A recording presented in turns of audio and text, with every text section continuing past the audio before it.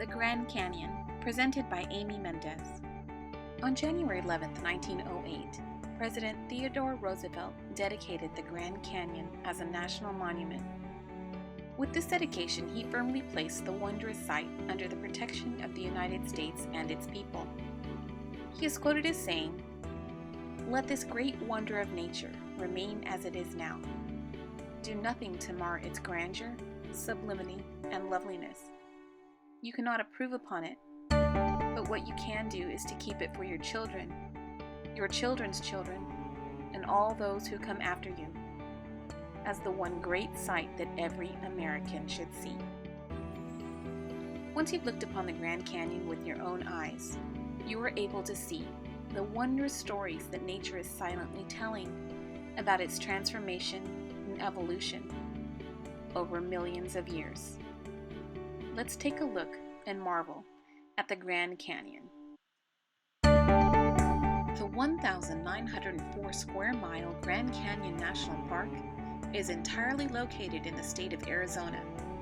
Since the 1908 dedication, Congress upgraded the Grand Canyon to national park status in 1919 and then doubled the protected area in 1975.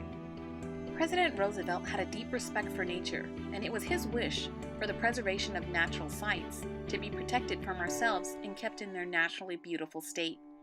Under that protection, the vegetation, wildlife, and landscape of the Grand Canyon has been able to thrive as many functional ecosystems.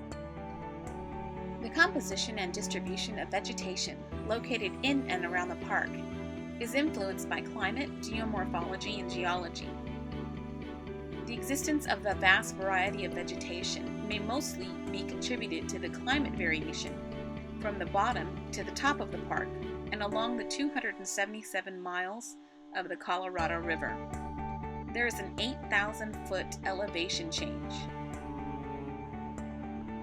Desert scrub communities consist of warmer desert species such as brittle brush, black brush, yucca, and marial. There are also riparian communities which have the ponderosa pine forests, there's pinyon pines, there's one-seed juniper woodlands, montane meadows, and these are all found in the national park. The wildlife of the Grand Canyon is as diverse as its natural vegetation. The park provides a habitat for over 355 bird species, 89 mammalian species, 56 reptile and amphibian species.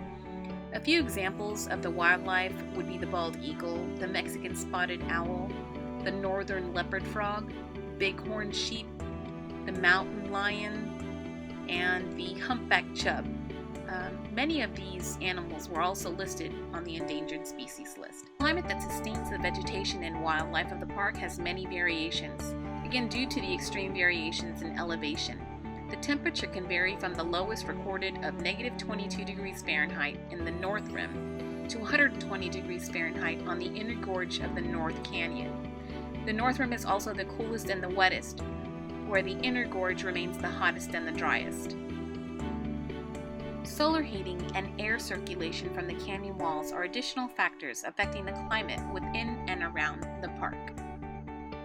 Weather and climate, together with the Colorado River, are responsible for the beautiful evolution of the Grand Canyon.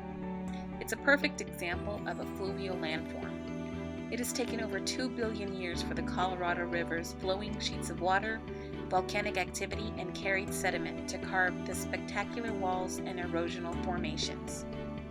The Colorado River is 277 miles long and up to 18 miles wide and a mile deep.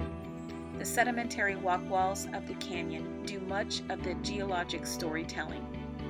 The walls cover 3 of the 4 geological eras and are lifted up to 13,000 feet above sea level. The colors of the canyon walls come from different sediments and minerals. Some are iron, sandstone, shale, limestone, granite, and lava rock.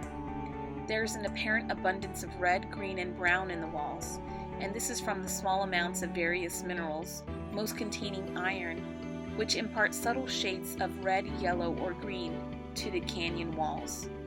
The colors also change in relation to the rain, sun, and clouds. I think that President Roosevelt would have been happy with how much effort has been placed around the safekeeping of America's treasured landmark. as well as extremely satisfied with how many visitors flock to this site each year. Much of the canyon remains unmarked by man, and visitors are educated in the proper ways to respect the land and its inhabitants. The stories the canyon has been telling will go on for decades more to come. Thank you for your time. This movie has been narrated and directed by Amy Mendez.